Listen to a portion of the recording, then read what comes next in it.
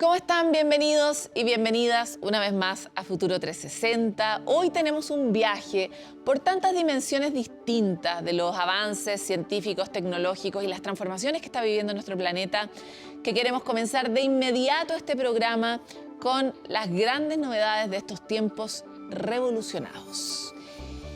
Y quiero partir porque, si ustedes son como yo, creyeron que este invierno iba a ser menos frío que el anterior, pero aquí estamos, congelándonos, como diría Jorge González. Y estas son las condiciones ideales para que virus respiratorios se expandan y proliferen. El estar en ambientes cerrados, aglomerados, que es lo que uno hace cuando se está congelando, facilita la multiplicación de esos patógenos. También la calefacción seca el aire y como consecuencia se seca nuestra mucosa nasal.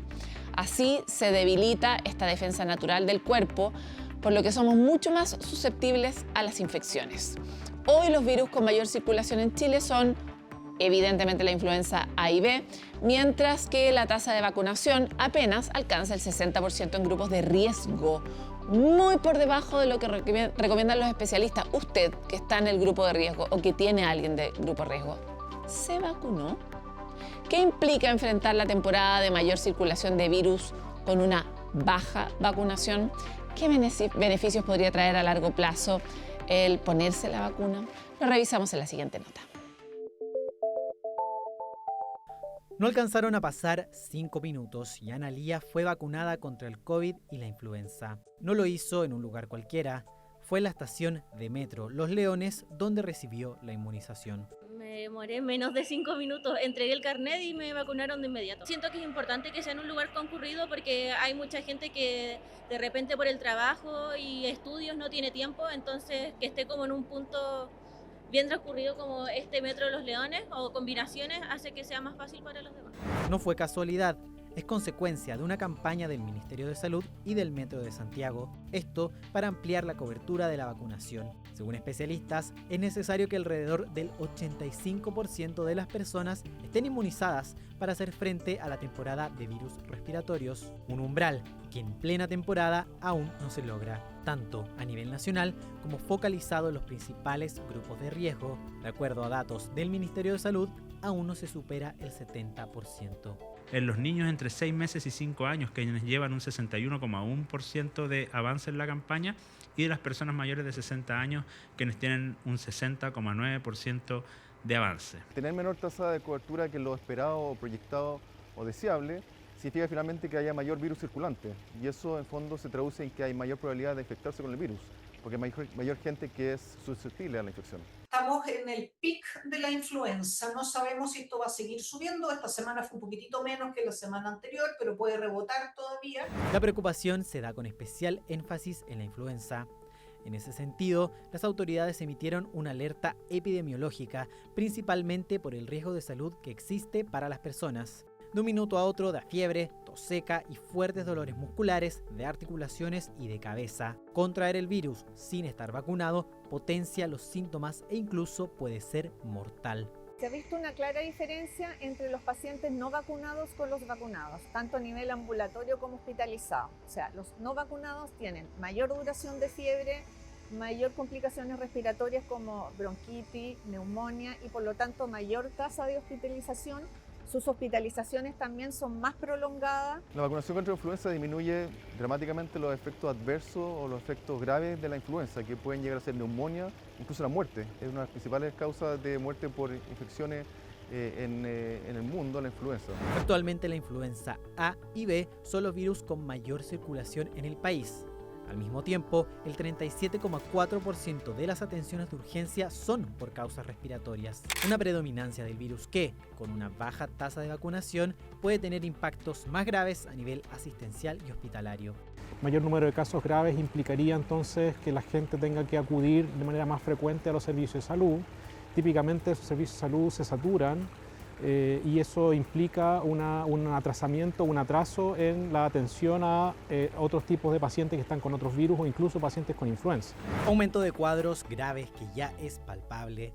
Según cifras del Ministerio de Salud, el 28,6% de las camas críticas pediátricas en uso corresponden a pacientes con patologías respiratorias. En el caso de los adultos, la cifra desciende a un 14,3%. En ambos casos, es un aumento con respecto a meses anteriores. Está por sobre lo que estábamos registrando o que habíamos visto durante el mes de mayo y también a inicios del mes de junio. Es decir, ya hemos visto un aumento en este porcentaje de hospitalización por causa respiratoria en las camas críticas, lo que da cuenta que, por lo tanto, los cuadros respiratorios están efectivamente teniendo impacto, se está viendo también más gravedad en los casos y, por lo tanto, se está requiriendo el uso de cama UCI y de cama UTI, al menos en la población pediátrica. Si bien en la población adulta habitualmente vemos porcentajes de ocupación respiratorias que son inferiores a las pediátricas, por ejemplo, sí hemos visto ya un aumento sostenido en el porcentaje de ocupación por esta causa. Sin embargo, vacunarse no solo implica evitar la influenza y sus complicaciones.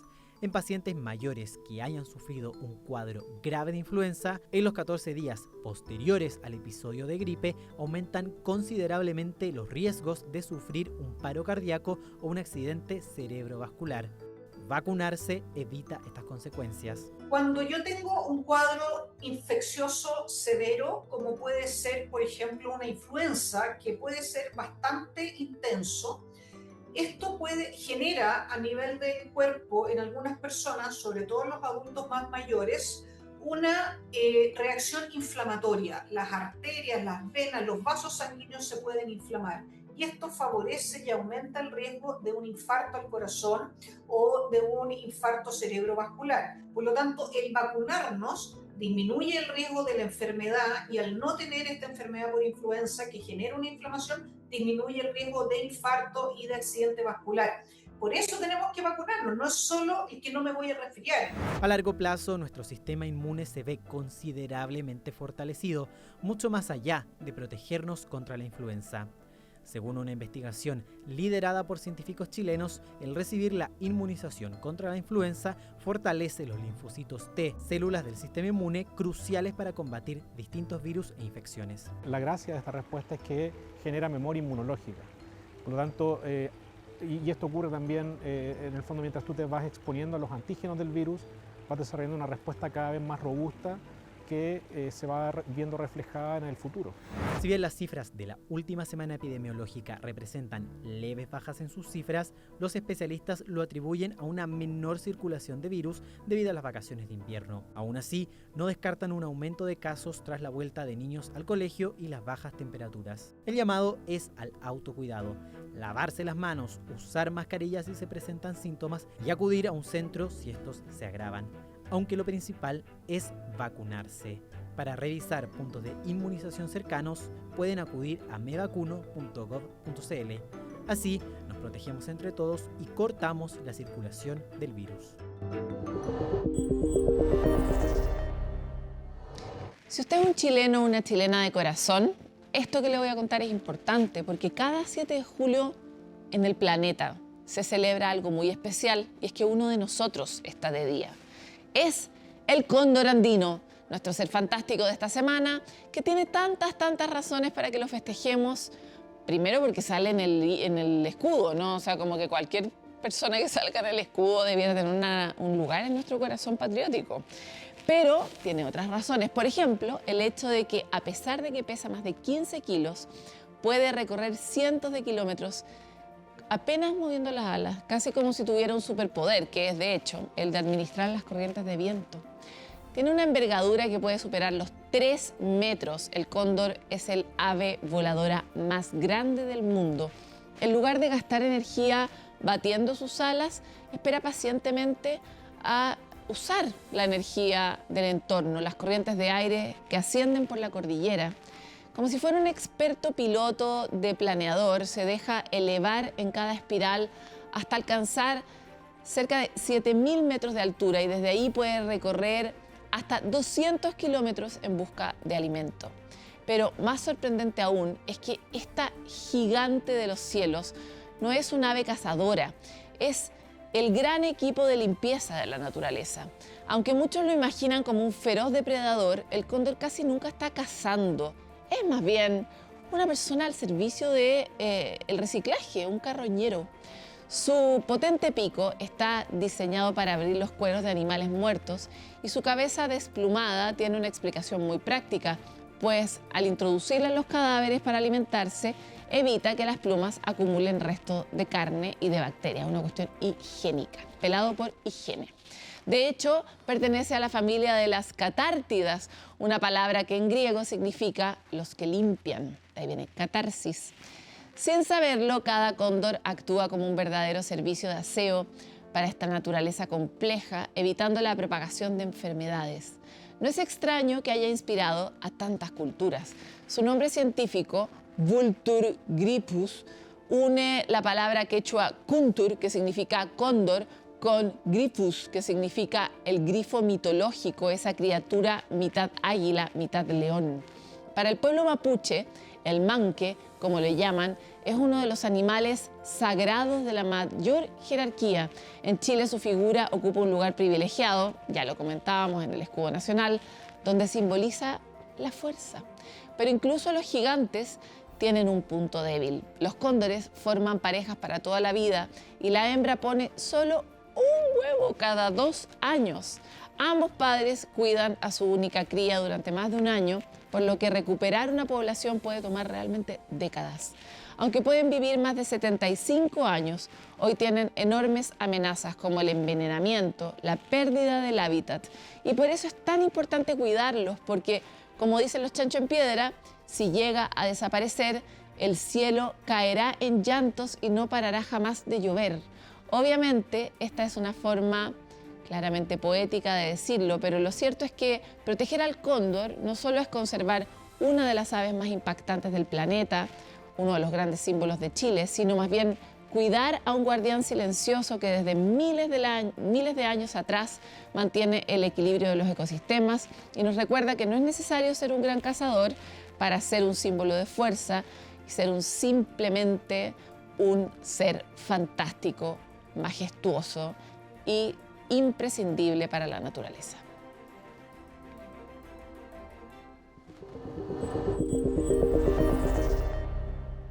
Vamos a ir a una pausa en Futuro 360, pero ya volvemos con más, así que no se muevan de la compañía de CNN Chile.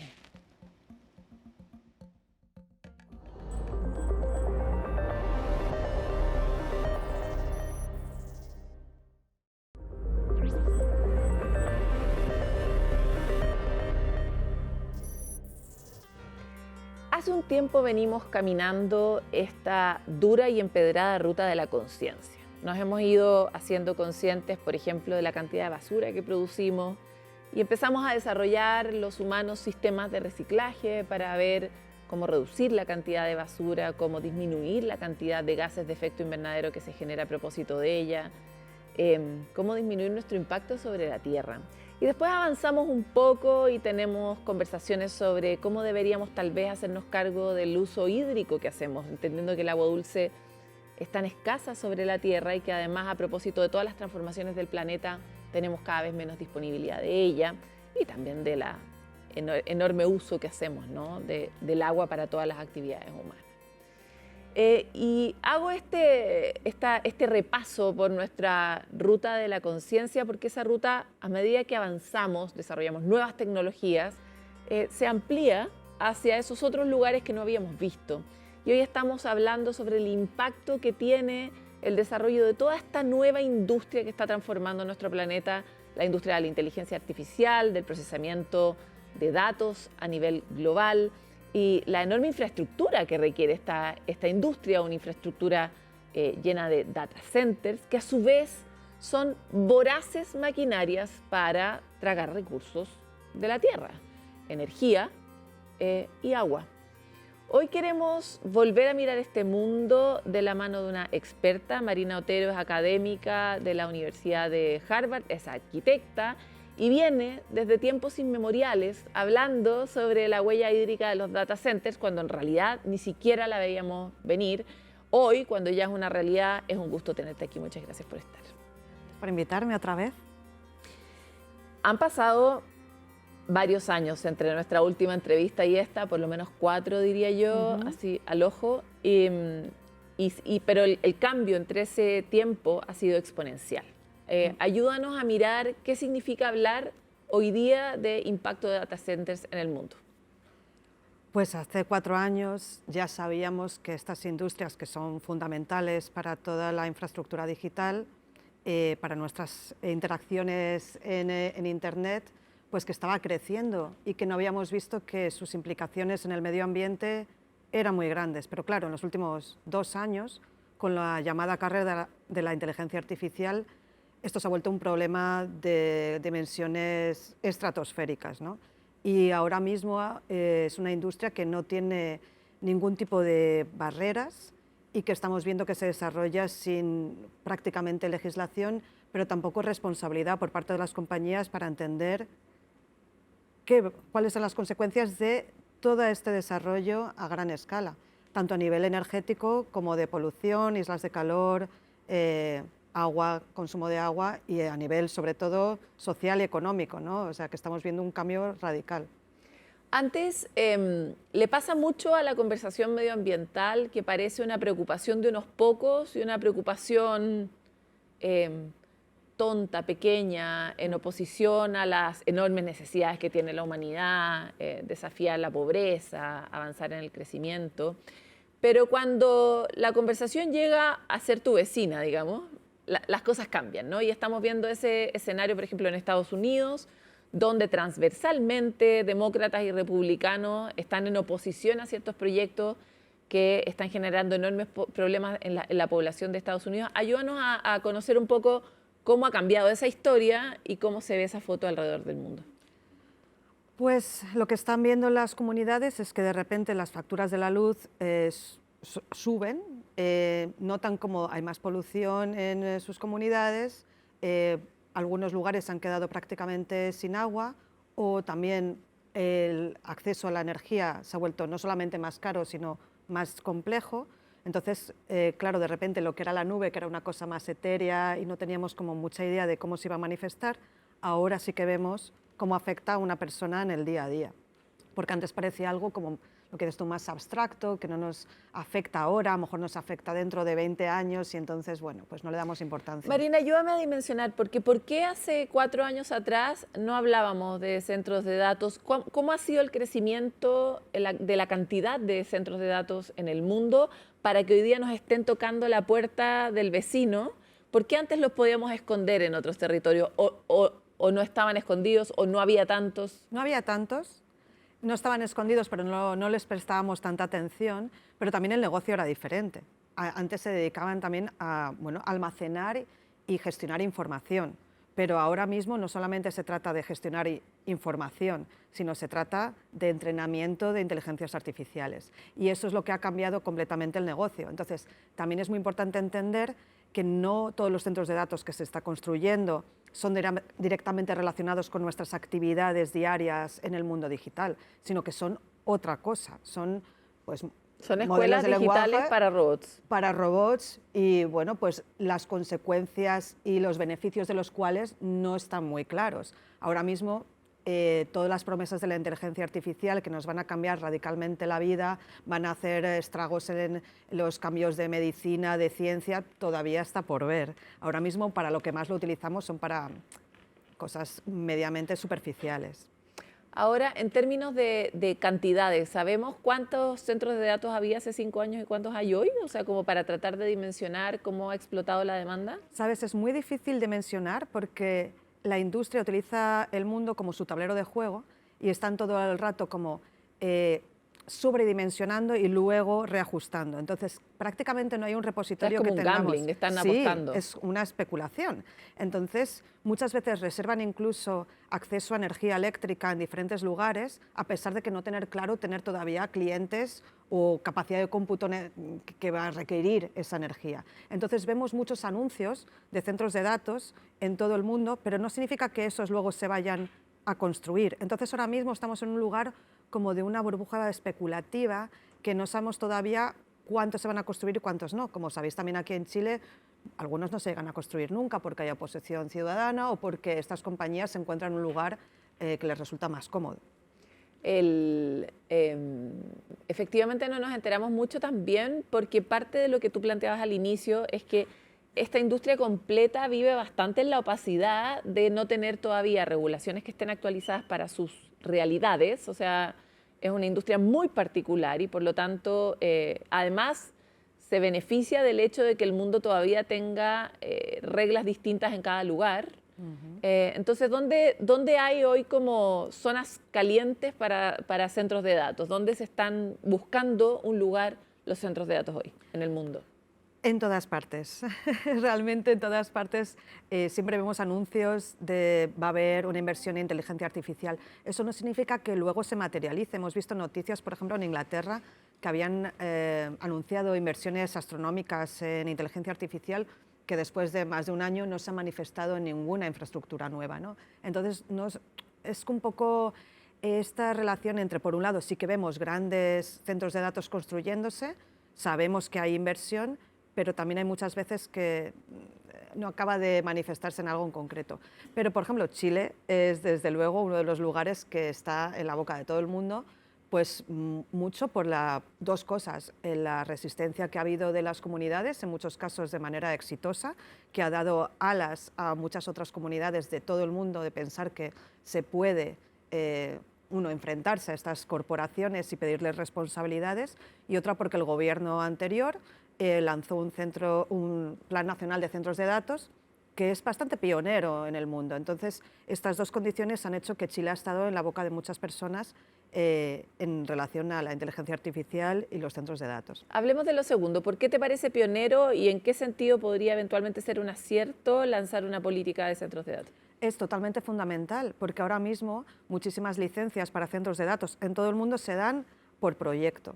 Entonces no tenemos una visión más a nivel estratégica, a nivel territorial, del efecto sumatorio de los diferentes centros de datos. Entonces, yo, por ejemplo, llega Amazon y tiene un centro de datos de 150 megavatios y, bueno, sabemos que va a tener eso un impacto a nivel en la red eléctrica, en el agua, en la polución. Pero el estudio medioambiental se centra sobre todo en ese centro de datos. Y luego viene otro de Google y otro de Meta. ¿Quién está contando el efecto sumatorio de todos estos centros de datos? Entonces, hace falta que en lugar que sean inversiones puntuales, que haya una visión territorial, estratégica, de Estado. Y eso es lo que ha hecho Chile a través, bueno, en Chile creo que hay una idea de proyecto país que hace que a lo mejor haya una voluntad de planificar a mayor escala. Eso se echa de menos, por ejemplo, en la Unión Europea. Se echa de menos en lugares como en España, de donde yo soy. En Estados Unidos, por supuesto, que no hay un plan de planificación estratégica a nivel de todo el Estado, ¿no? Entonces, eso es fundamental que ocurra. Podemos decir que el Plan Nacional de Chile tenga sus cosas mejores o peores, pero la voluntad de pensar, bueno, si queremos invertir, cómo y dónde se tendría que hacer, eso ya es un paso adelante. Y respecto de la oposición, cuéntanos tú qué casos se conocen. Cuando uno está dentro de su propio país, a veces le cuesta mirar porque se sienten muchas voces, ¿no? La comunidad de Cerrillos fue la que despertó como un gran imaginario y como esperanza, porque se enfrentaron a Google al decir que el centro de datos que se iba a instalar en su comuna iba a utilizar la mayor parte del acuífero local, y ganaron en los tribunales y obligaron a Google a tener al menos que cambiar el sistema de refrigeración. Y eso nos dio alas a todas las personas que creemos que hace falta una regulación, a pensar, bueno, pues podemos alzar la voz y podemos pedir responsabilidades a estas compañías. Entonces, Cerrillos fue un gran ejemplo, Quilicura ha estado muy presente también en todas estas resistencias ciudadanas, con unas maneras de comunicar esta situación que han llegado hasta el New York Times, ¿no? O sea, que estamos hablando de que estas comunas de la región de Santiago han tenido seguidores, fans en todo el mundo, ¿no? En España, en Francia, en Alemania, en Holanda, en México, en Uruguay. Así que eso es muy interesante. En Estados Unidos, lo estábamos hablando, también hay muchas resistencias, comunidades que se están dando cuenta también, pues eso, que sus facturas de la luz son más altas, que no quieren que sus hijos y sus hijas respiren aire contaminado, y entonces están pidiendo a sus responsables políticos que no aprueben más centros de datos. Cada vez hay más gente pidiendo moratoria de los centros de datos, por ejemplo Bernie Sanders, pero muchas otras personas más que, como dices, no son todas demócratas, son también republicanos, están también apoyando estas moratorias. En España hay un movimiento muy grande también, que estamos ahora mismo llevando a juicio tanto las políticas o las leyes que permiten la instalación muy rápida de centros de datos sin los controles necesarios, y también pues, a las compañías que lo están haciendo sin hacer la evaluación ambiental que creemos que sería adecuada. Respecto de lo que planteas de la contaminación, en Chile la mayoría de los casos que conocemos de centros de datos son algunos que aprovechan la radiación solar, ¿no? Y también el avance de la empresa solar de potencia en Chile, que en Chile la energía solar tiene mucha penetración, ¿no? Dentro de la misma matriz, y por lo tanto nos permite imaginar que tal vez estos centros se abastecerían de otras maneras.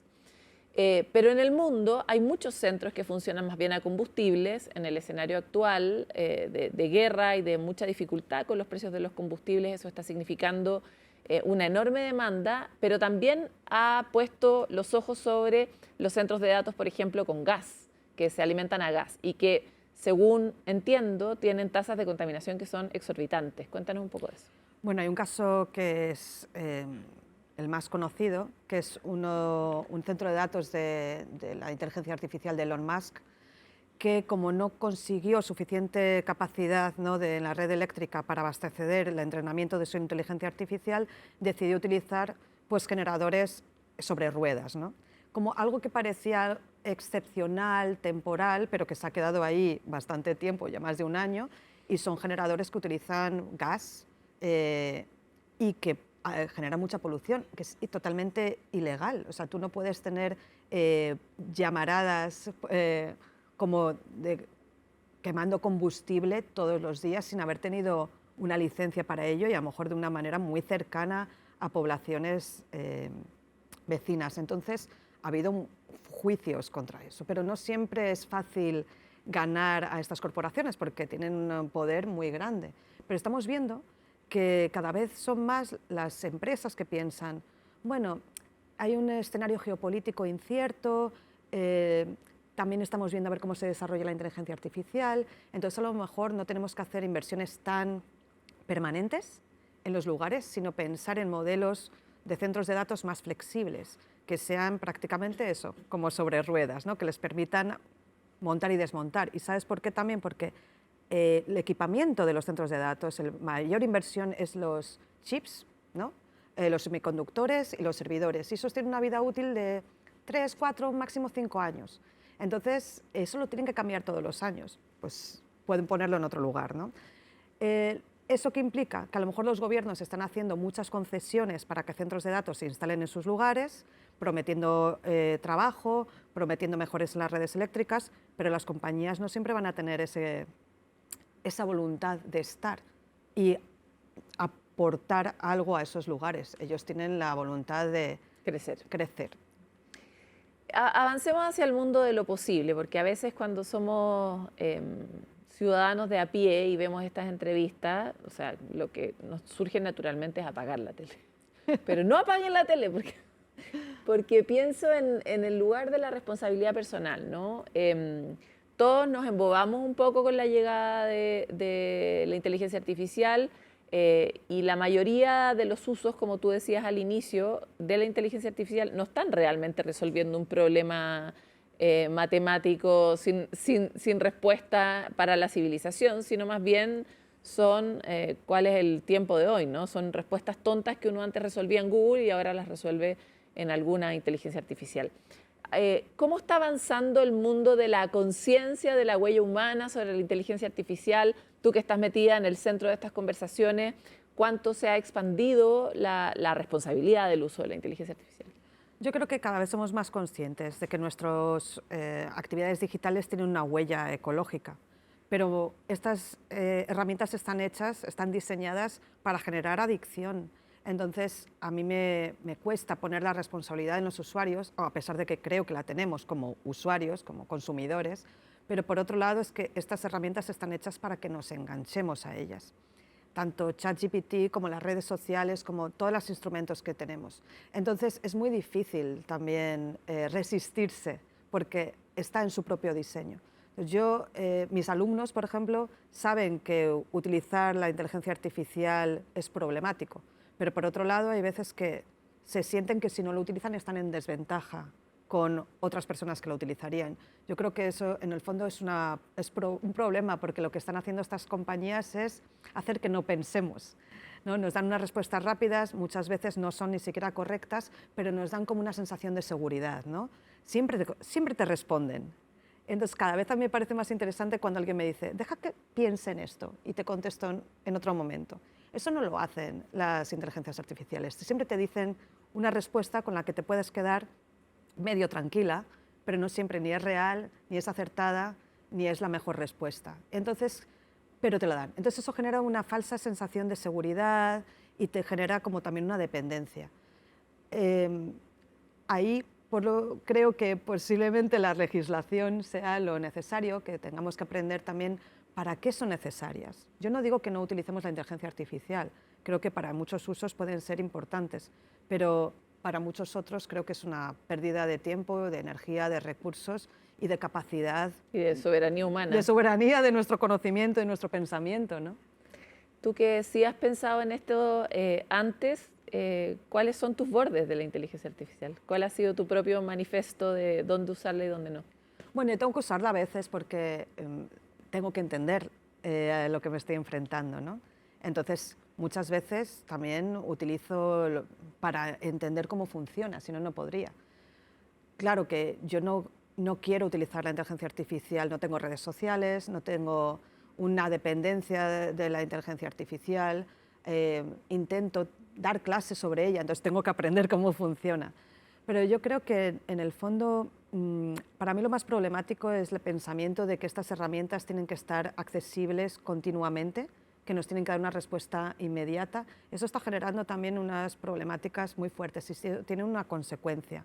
Yo siempre pienso, como arquitecta, que las ciudades no están diseñadas de esa manera, en la que todo está continuamente accesible, que todo está siempre on. Por mucho que queremos pensar en la ciudad que nunca duerme, sí que hay ritmos, ¿no?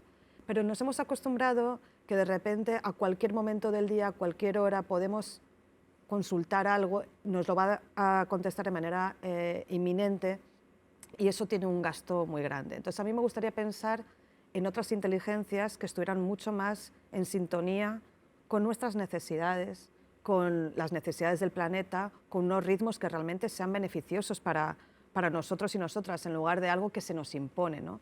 Porque al final lo que nos hace es que todo el mundo tiene que estar siempre on, ¿no? Siempre como esa rapidez y a veces con superficialidad es lo que estamos viviendo ahora mismo. Harari también planteaba, Yuval Harari planteaba, los seres vivos tenemos ciclos y si no tendemos al colapso. Así que sí, ojalá no colapsemos. Muchas gracias por esta entrevista, Marina. Gracias, Paloma. No colapsen, vale la pena pensar, tomar alguna decisión, al menos sobre uno mismo, ese pequeño gobierno que tenemos sobre nuestras pequeñas vidas. A veces nos permite tomar esas decisiones sobre cuándo estar y cuándo no, y ponernos unas reglas internas. Parece que estamos en esos tiempos en los que tenemos que tener esta pregunta soberana sobre qué tipo de humano queremos ser, sobre la Tierra, sobre todos estos impactos que cada vez aparecen en nuestra frontera, pero que intervienen en la vida cotidiana y tienen un efecto sobre la vida común muy grande. Así que vamos a una pausa y volvemos con más. Una pausa, importante la pausa.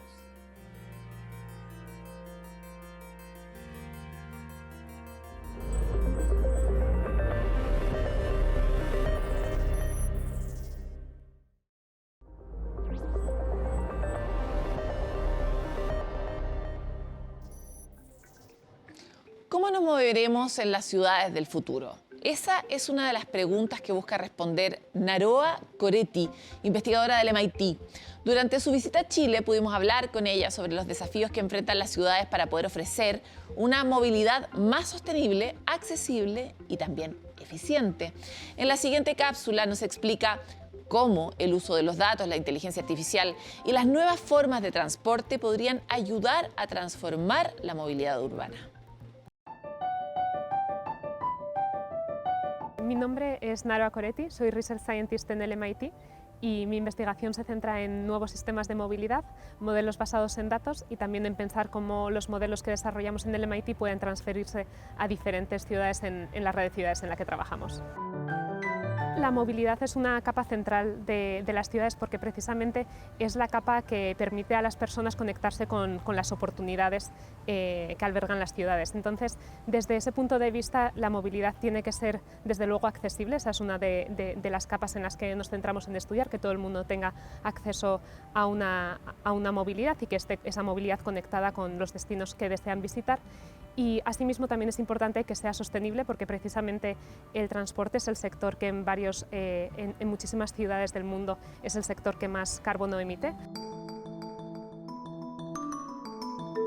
Gran parte de la paradoja de cómo hemos decidido mover a las personas en las ciudades es que al final en áreas urbanas la mayoría de los trayectos son de una distancia muy corta, pasan a velocidad baja y normalmente viaja una única persona. Entonces el hecho de que ahora mismo estamos utilizando coches que pesan entre 1 y 2 toneladas para hacer viajes de estas características no es como una incongruencia en cierto sentido. Entonces desde esa perspectiva, sistemas de movilidad que se adapten mejor a estas características de viajes pueden hacer que la movilidad en las ciudades sea mucho más sostenible y permita más adaptarse al rápido crecimiento que están teniendo muchas áreas urbanas. Los avances que está habiendo en inteligencia artificial y en todo el tema de modelos basados en datos están teniendo un impacto en diferentes aspectos. Por un lado, este tipo de modelos, este tipo de investigación te puede ayudar a entender mejor el estado actual de una ciudad. Por ejemplo, a qué ciudadanos sí está sirviendo tu sistema de transporte público, qué eficiencia tienen diferentes líneas. De ahí, normalmente lo que intentamos es plantear cambios que se puedan plantear de cara a futuro, ¿no? De dónde estamos ahora, dónde nos gustaría estar, planteamos una serie de transformaciones que pueden suceder y los modelos precisamente a lo que te permiten es hacer un análisis de cómo esas transformaciones te pueden acercar a los objetivos que tienes. Entonces, te permite, digamos, explorar diferentes alternativas en un entorno virtual antes de llevar luego esas transformaciones a la vida real. Entonces, dentro del grupo City Science hemos desarrollado una nueva categoría de vehículos que se llaman vehículos de micromovilidad autónoma. Lo que son estos vehículos, la idea es que funcionen básicamente como un sistema que tú puedas pedir un viaje a través de una aplicación móvil y entonces pueda venir una bicicleta autónoma o un triciclo autónomo a buscarte a donde tú estás. Luego estos vehículos tú los puedes utilizar como un vehículo normal y pedalear a tu destino y una vez que llegas ahí se irían de forma autónoma a por el siguiente usuario. Entonces son sistemas digamos que combinan un poco la conveniencia que tienen sistemas que estamos viendo ahora mismo en las ciudades, como por ejemplo un sistema como Uber, pero los vehículos a los que te dan acceso son mucho más ligeros y sostenibles. La idea es que estas prácticas de sistemas basados en datos se adapten tanto a los datos que hay localmente como a las necesidades de la ciudadanía, como a los deseos que tiene la ciudadanía local de esa ubicación.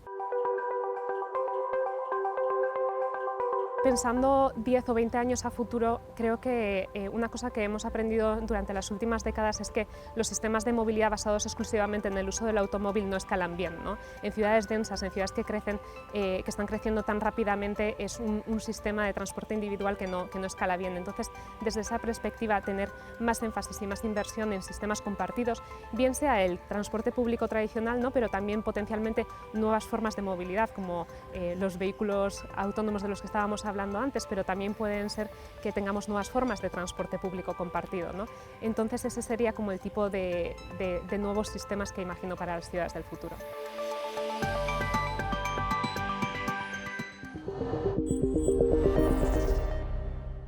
Llega el momento de los breves en Futuro 360, pero no por eso menos importantes, porque esta es la noticia de los círculos científicos, la mejor copucha si ustedes se quieren quebrar durante un fin de semana, porque nos importa a todos los seres celulares del planeta, todos. Científicos aseguran haber construido por primera vez una célula artificial que ha logrado cumplir un ciclo de vida completo. Es decir, desde el nacimiento hasta la división en nuevas células. Este avance podría ayudar a comprender mejor el origen de la vida y potencialmente a contribuir a mitigar los desafíos biológicos que se enfrentan en la actualidad. Kate Adamala, bióloga sintética, profesora de la Universidad de Minnesota, y su equipo construyeron esta célula pieza por pieza a partir de componentes químicos no vivos, por eso decimos que es artificial. La bióloga la nombró Sputcell porque no quería ponerle su propio nombre, como un juego de palabras con Sputnik, el satélite soviético que dio inicio a la era espacial que conocemos, ¿no? Está compuesta por entre 150 y 200 moléculas. SputCell puede alimentarse, crecer y replicarse durante aproximadamente 5 generaciones. Los investigadores sostienen que podría conducir al desarrollo de nuevos tratamientos contra el cáncer, nuevas formas de capturar carbono o de fabricar sustancias químicas. A pesar de esto, es un prototipo frágil y limitado porque es importante decir que no es exactamente igual a lo que vemos en una célula natural, ¿no? Es una versión muy simplificada, como una especie de estructura básica de la célula. Eso es muy relevante de comprender. Todavía falta mucho para que nosotros digamos, mira, tal como hago una célula de ojo de estas características, voy a hacer la misma acá. Pero sí tiene rasgos que tienen las células vivas, como esto de alimentarse, como esto de poder replicarse. Tampoco pertenece a una categoría específica, no podemos decir que es vegetal ni que es animal. Nosotros compartimos con los vegetales la característica de estar hechos de células, pero de células de distinta calaña, ¿no? Se asemeja más a una bacteria simple, que es lo que les decía antes, es como una célula simplificada. No es la primera célula sintética que se ha creado, pero sí es la primera que logra tener un ciclo de vida completo. Adamala y su equipo hicieron público el artículo científico en el que describen cómo funciona SputCell. Aunque la investigación aún no ha sido publicada en una revista científica propiamente tal y revisada por pares, sí fue dada a conocer como por medios alternativos, que es algo que también se está dando mucho en la ciencia, que está cuestionando la manera en la que se valida la ciencia. Y están empezando a publicar de forma distinta, no necesariamente en una revista especializada, pero sí buscando la revisión de pares, que es la gran garantía de que la ciencia que está detrás está bien hecha. El objetivo es que cualquier persona interesada en trabajar con SputCell pueda acceder a la tecnología. Es como de código abierto. Incluso las instituciones académicas, las organizaciones sin fines de lucro, van a poder usarla de forma gratuita. ¿En qué va a terminar esta historia? Es la gran pregunta, porque díganme que no se imaginaron al tiro como ¿qué? Ahora van a ser, no sé, humanos con células sintéticas. Bueno, tal vez, pues, quién sabe.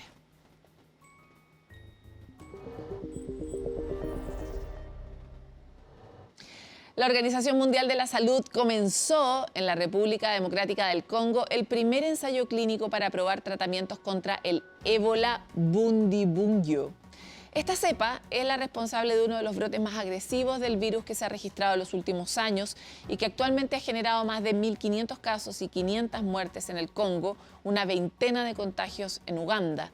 El ensayo llamado Partners consiste en 2 medicamentos. Uno es el cóctel MPB-134, que básicamente son 2 anticuerpos aislados de un sobreviviente de brote de ébola en África Occidental, que sucedió hace más de 10 años.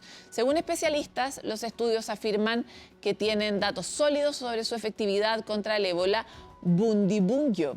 El fármaco le pertenece al gobierno estadounidense, que financió a la empresa que desarrolló este producto y donó 400 dosis para el ensayo.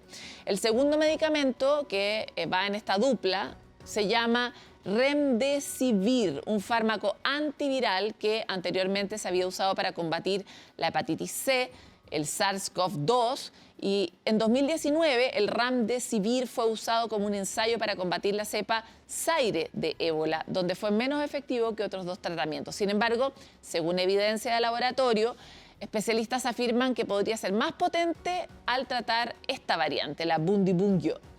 El estudio, que se está llevando a cabo en una locación que la OMS no ha revelado por seguridad, tiene la participación de 1.200 personas.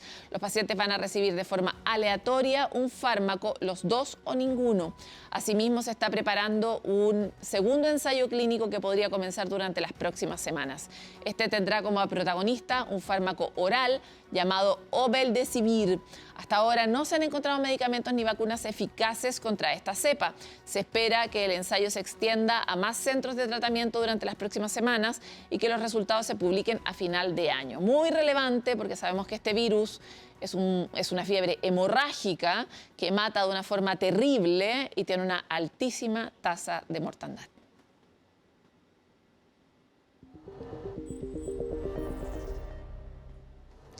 Y el quinto observatorio nutricional Nestlé Universidad Finisterra 2026 detectó el consumo de bebidas energéticas en niños menores de 6 años. ¿Sabes qué? Podemos ponerle criterio a la crianza, porque ¿hay algo más malo que para un niño que darle este tipo de bebidas? A esto se suma que tampoco logran el consumo de 3 porciones diarias de lácteos. O sea, mientras le damos bebida energética, no le damos lo que sí necesita, que son lácteos. De acuerdo a estos datos, se evidenció que un 6% de niños entre 2 a 5 años toman este tipo de bebidas energéticas. En tanto, esta cifra llega al 12% en adolescentes entre 13 y 15 años. El consumo de estos productos no tiene ningún tipo de respaldo en guías pediátricas y es desaconsejado por organismos internacionales de la salud. A pesar de eso, cerca de la mitad de los padres encuestados las asocia con el deporte y las considera saludables.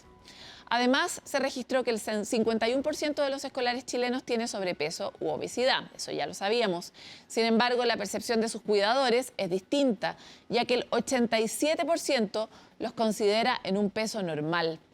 Una brecha de percepción de un 42%, un 4% más que el año 2025.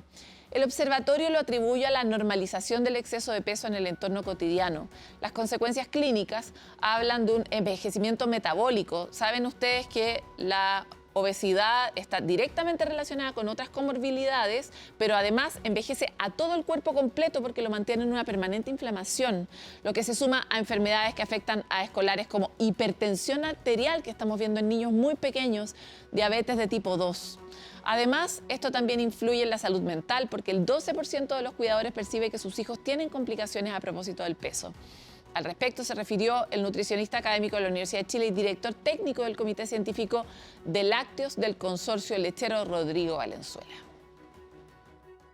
Preocupantemente, nuestro país presenta una altísima tasa de sobrepeso y obesidad en los niños, un muy bajo consumo de lácteos y además aparece el consumo de bebidas energéticas. Las bebidas energéticas, es importante mencionar que no fueron desarrolladas para los niños ni tampoco para los adolescentes, por lo tanto no las deben consumir. ¿Qué debe consumir un niño? Lácteos, junto a una dieta nutritiva y saludable en la cual se incorpore leche, yogur, queso, frutas, verduras, etc. El consumo de lácteos contribuye al crecimiento y al desarrollo y ayuda a prevenir la incidencia de enfermedades crónicas no transmisibles como las enfermedades cardiovasculares.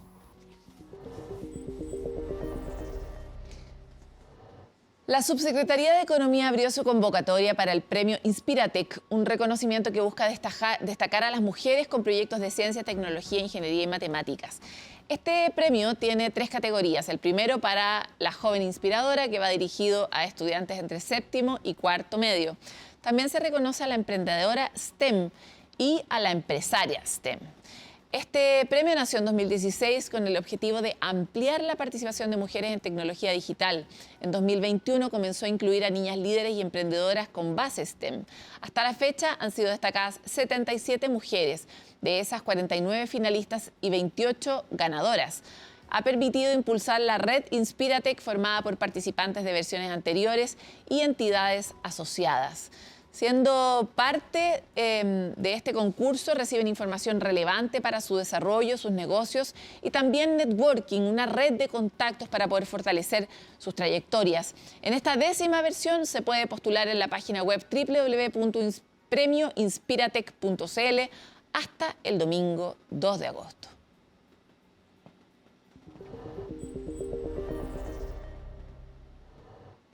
Bueno, y este tema tan precioso, ¿no? El Observatorio Vera Rubin comenzó la investigación de espacio-tiempo como legado para la posteridad con el fin de lograr el registro más completo hasta ahora del universo. Esta investigación se extenderá por 10 años y va a permitir comprender las leyes fundamentales que rigen nuestra existencia. Esta instalación del gobierno de Estados Unidos, ubicada en el Cerro Pachón de la región de Coquimbo, realizará registros del universo con una cámara rápida ultra amplia y de alta definición que combina gran capacidad de captación de luz, la posibilidad de desplazarse por el cielo rápidamente y un campo de visión muy alto. Su cámara de 3200 megapíxeles, la más grande del mundo, captura una nueva imagen cada 40 segundos, es decir, registra cada punto del cielo aproximadamente 800 veces durante 10 años. Las características de este observatorio operado conjuntamente por NORLAB de NSF y el Laboratorio Nacional del Acelerador SLAC de DOE abre las posibilidades de descubrimientos como estrellas pulsantes, explosiones de supernovas, la formación de galaxias, la expansión acelerada del universo, aproximaciones a la energía y materia oscura, además de posibles fenómenos nuevos que han sido captados antes. Con la investigación será la primera vez que se podrá acceder a un volumen tan grande de datos astronómicos disponible no solo para científicos, sino también para el público. Sobre este hito se refirió el director científico de Aura en Chile y subdirector de NORLAB, Stuart Corder. Nos enorgullece dar inicio a esta nueva era de exploración científica y creo que los chilenos también deberían estarlo, ya que tienen en su país esta gran ventana al universo. Además, con el Observatorio Rubén Aparrando, Chile concentra más que 50% de los grandes telescopios ópticos terrestres del mundo. Estamos en un muy bonito momento para la astronomía global y Chile está siendo protagonista central en esta historia. Se cree que con la construcción de los grandes telescopios, los telescopios gigantes que están actualmente en curso, vamos a llegar a exportar el 70% de las imágenes del cielo del planeta desde Chile. Eso nos trae un enorme privilegio y una enorme responsabilidad que es cuidar el cielo del mundo. Nuestro cielo es un cielo muy, muy privilegiado, por eso aquí es donde están los grandes proyectos. Desde hace más de 50 años en Chile se ha establecido la definición de que este sea uno de los grandes ojos del planeta para mirar desde el sur global. Y por lo mismo es tan importante que nos sensibilicemos respecto del valor de la oscuridad, la necesidad de proteger ciertos espacios para que desde ahí se pueda mirar el universo y sigamos aprendiendo y desarrollando nuevas tecnologías como ha sido hasta ahora. Con esa invitación nos vamos de este capítulo de Futuro 360 y volvemos muy pronto.